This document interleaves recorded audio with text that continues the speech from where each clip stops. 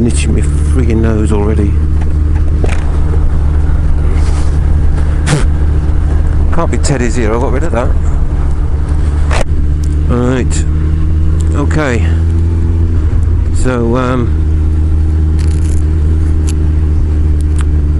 what we're up to today is I'm going to get the Hump.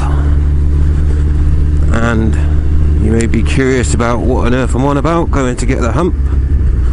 Well, when I bought this bike off this dealer, it's all subject with me, I'll try not to go off on one. I bought the bike, and obviously there was a Hump included with that. Anyway, when a bike got delivered, there was no Hump, which gave me the Hump. So I've been trying to sort something out with the guy, the dealer, as being as nice as possible. Anyway, I'll cut a long story short for now, because there will be a vlog all about it. No joy so far. So I have decided to go and get myself a Hump. Now the only trouble is I cannot for love nor money get a Hump the right colour for the bike. Now even I think if I did acquire a Hump that was the candy bronze that's required for this busser, no doubt that there would be a slight colour mismatch anyway due to age and stuff like that. So what we're doing is we're going to go and get a second-hand one. There's no point buying a new one if I've got to flip and spray it anyway. I'm going to go to this shop in Skelmersdale, which is about 30 miles away, and pick up a second-hand one. And the one I've found, which is probably about the best colour to get if I'm going to spray it, is silver. So we're on our way to Skelmersdale to pick up a silver Hump for the bike.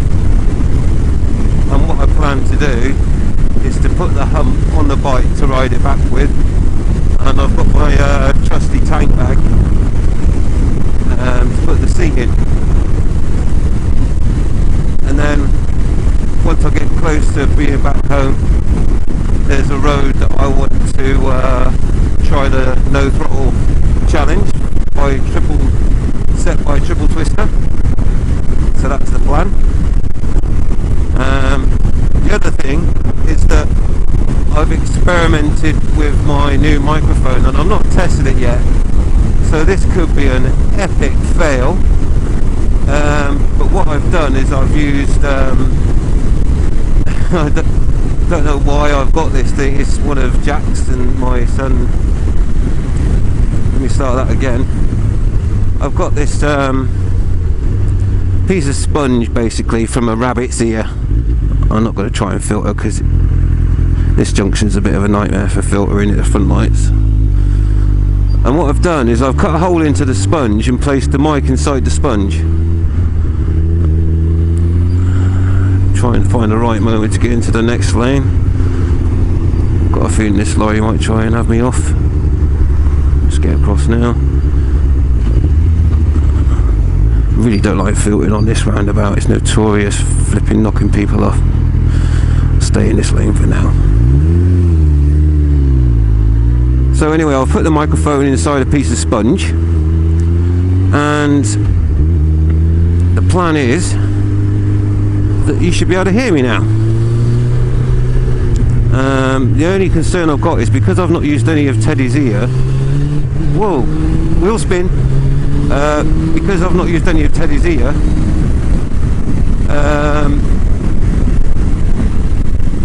you might get wind noise. So we'll see. Now the reason why I just got wheel spin now, I hardly touched the throttle, but this bus has got a lot of power. The reason why I picked up a bit of wheel spin there was because the tyres are still cold.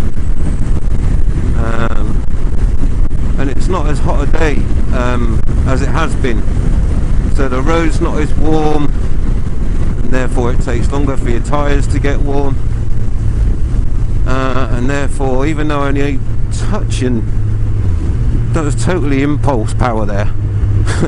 I'll have to use that. Whoa, easy now.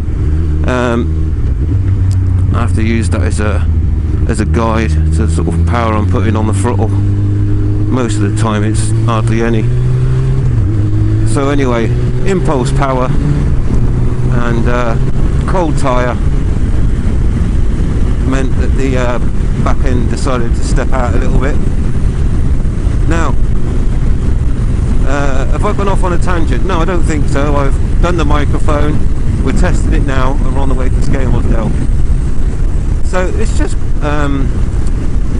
brought me on to something that's worth mentioning, and why I like Hayabusas. I've had loads of bikes in the past, loads. I'll say I started off with an AP50, and then from there I ventured on to the RDs, or the Yamaha RD series, starting with a 125 twin, and went from there really. Can't see around this lorry, wait till he's nothing's going to come through the lorry, is it? Let's face it. So yeah, so I've had loads of bikes anyway. Let's get back to what we're on about. So the reason why I like Hayabusas, or one of the reasons I like the Hayabusa, is what you saw back. Well, I don't know if you saw anything, to be fair, but I can tell you what happened. The back wheel span, with only a slight amount of power applied, due to cold tyres, cold road, and lack of grip. Therefore, sure you see me, but you know, better safe than sorry. Now, if I would have been on, let's say, my last bike, which was my last non-Hayabusa, that would have been on the R1. Now, that's the Yamaha R1 for those that don't know, which is a 1000cc sort of sports racing bike, quite light, can chuck it around and stuff, you know, that sort of stuff. Anyway, if I would have been on my R1 then, I would have got a nasty little twitch out of that. I mean, I'm pretty good at riding, to be fair, I think, and it's all about controlling the power if things start going wrong. But even still, on the R1, that would have given me a nasty twitch. You know, just a little sidestep, sort of ones that you see when it gets a little bit too far. That's when it causes you to dismount in an unceremonious way. However, on the Hayabusa, and this is just one of many reasons why I like the Hayabusa, it is so forgiving. Nod. Instructor out there. It is so forgiving, the Hayabusa. It really is. Got this great big tyre on the back, and obviously when it's warmer it's better, but as you saw, even when it's cold, it steps out there. But what it did, instead of going like the R1 would, the R1 would go, I'm not happy, and step out, and you're like, oh fucking hell, I wasn't expecting that, you bastard. The Hayabusa, it goes, whoa, that's a bit slippery, isn't it? Oh, never mind. And you're like, whoa, you get, I don't know what it is, you just get that like split second more time to sort it out. So if it does start getting out of shape and a little bit unwieldy at the back, it's so forgiving. It goes, yeah, look, it's going to go wrong here, so you know, ease off the throttle a little bit, just gently, don't overdo it, and we'll be fine. And that's what happened. And it's like that all the time. It is such a, which makes it an easy bike to ride in some ways. And therefore, one of the reasons why I like the Hayabusa, because it is so more forgiving than the more twitchier of the high-end, high-power bikes, like an R1 for instance. Nothing against R1s, that's the way they're designed, yeah? Instant feedback.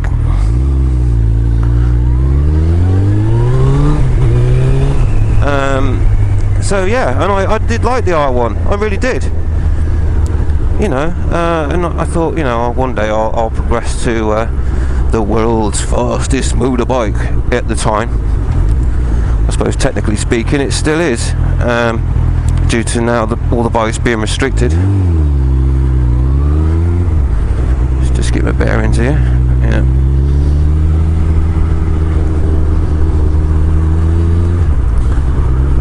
So I ultimately got the Hayabusa, and obviously on acceleration and that, it nothing really comes close now. I mean the ZZR 1400. Oh God, what's over there? Fucking bear.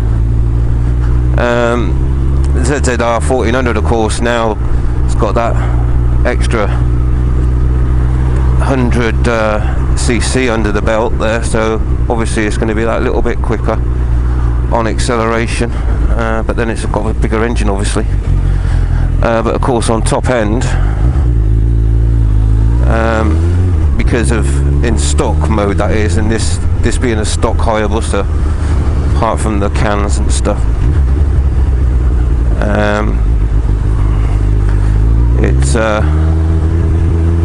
it can still achieve quite easily close to 200 miles an hour. I don't know on this one, I've not obviously tried that, I've been nowhere near a track on this yet and I ain't gonna until I get the brakes done and some other little minor things, and then it'll be time to take it for a track day and get to learn the more extremes of what the capabilities are of this particular Hayabusa, and then from there I can look at thinking about what I want to do. Obviously I'm going to do the front brakes and upgrade them.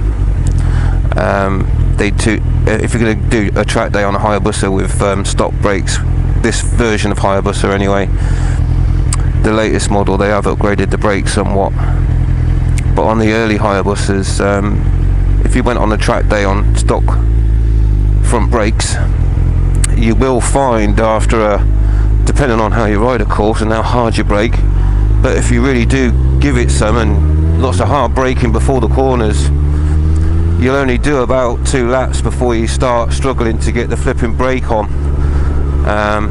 So be careful if you are going to take a Hayabusa on a track day, the early version Hayabusas, because you will get brake fade, I guarantee it. So bear that in mind. As soon as you start finding that front brake's not being as economical or as effective, ease off, come off the track, you know, on 2 wheels that is, not come off. Change lanes here, and let the brakes cool down, and that way you're not going to be giving it a flipping come racing up to a corner, depending on your track. You'd quite easily be coming up to a corner at 170 miles an hour or more and go for the front brake, trying to get the maximum late braking you can, and then you're in a whole world of pain because you ain't gonna stop, absolutely not gonna stop at all, and you will find yourself lying on the grass or the gravel and going for a little slide yourself. So be warned on that one. And that's the point of track days though, you know, don't go mad on, if you've never been on a track day, I'm going to talk about track days now, aren't I? Okay, so there's a subject anyway. If I recommend you go on a track day, if you've never been on one, just go to a novice day. That way there's no idiots, well, not idiots, that's not fair.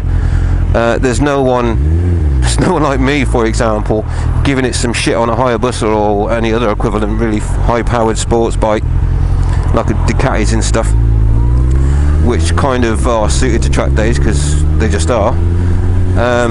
They'll be caning it around the track, and you know, when a bike, you think you're going well, and it's only going to knock your confidence when these people come flying past you.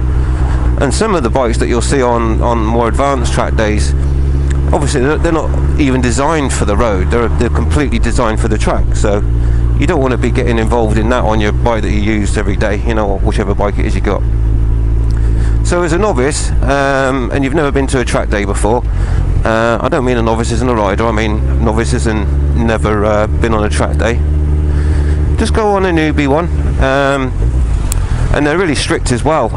Don't try, if you've done track days before and you go to a newbie track day and you've got quite a bit of experience and you want to give it some shit on the throttle and exercise your bike and all that and the brakes and try and get a good lap time in, you know, beat your personal best, they will kick you off that track faster than you can probably apply the front brake, because it's not tolerated. So to put your mind at ease, those of you that have not done a track day before, if you go on a newbie, what's that, novice, that's what they call it, novice, for people that have never done a track day before, go on that, and don't worry, everyone is in the same boat. There'll be all sorts of different bikes. I'm telling you, there'll be people going around on 125s, there'll be people going around on 1000s, there'll be people going around on Hayabusas. So, but they don't tolerate excessive speed. It's all about learning the track, and all that sort of stuff. So don't worry. Most of the time, you're not even allowed to overtake. You just stay in a line, you follow the instructor initially and all that sort of stuff. But there's rules in place that prevent you becoming uncomfortable with what you're doing. So it's perfect, and it gives you that opportunity to get into doing a few track days, progress from novice, and get to understand the cornering and how your bike handles and how, you know, what works best for you, getting the apexes of the bends and stuff. I really recommend it, because it's the only place, it is the only place that you can really, as safely as possible, push your ability and the bike and understand it. It's the only place you can do it. You can't do it on the public highway, not unless you want to lose your license, or worse still, come across a cager that's decided to pull out in front of you. It's totally the best place. They've got marshals. There's in the UK, it's quite often it's the St John's ambulance service, which is a voluntary organisation where they attend all these sorts of events. So in the event that you do unfortunately drop the bike or go for a little slide, okay, so there's a few quid's worth gone in fairing, but these guys are on hand. So again, unlike being on a normal public road, St John's ambulance service is not around when you go around that blind bend that you know so well and find a tractor just round the corner that you embed yourself into. No one's going to be around on hand as quickly as they would be on a track day. I always get a little tingle in my spine when I see flowers by the side of the road. I don't know if all the countries do that. Here in the UK, it's kind of a tradition where someone unfortunately checks out. There tends to be obviously a little memorial and flowers and stuff there. It's always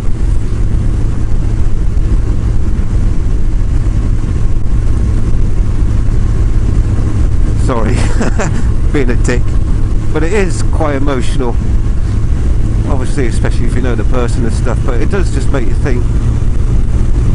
And that's why I'm so passionate about biking and being safe and knowing how to ride a bike properly, and that's to my standards with my experience.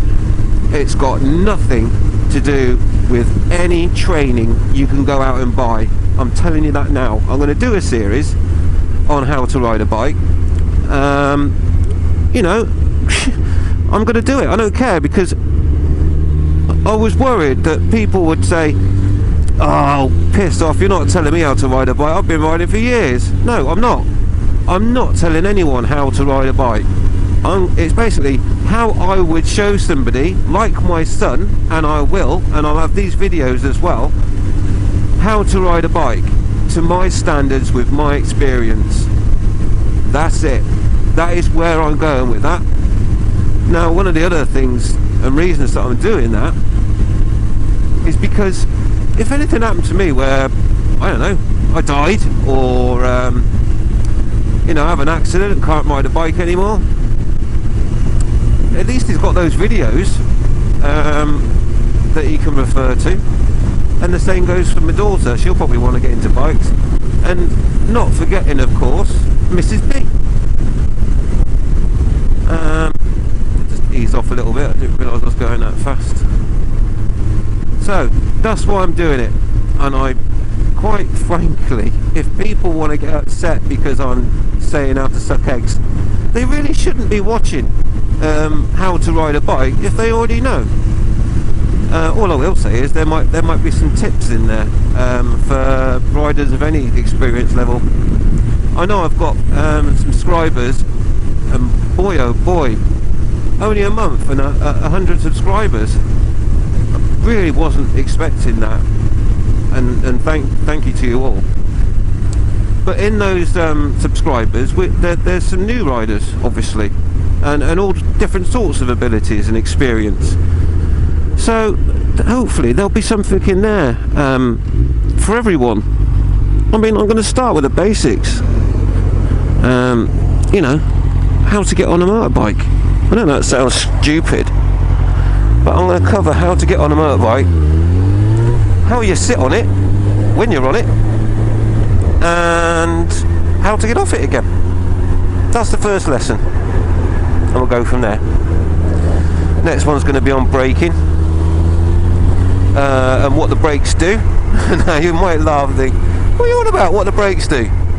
Well, you've got a front brake and you've got a back brake, and the front brake does certain things and the back brake does certain things. Oh shit, I've missed my turning. I have to go around.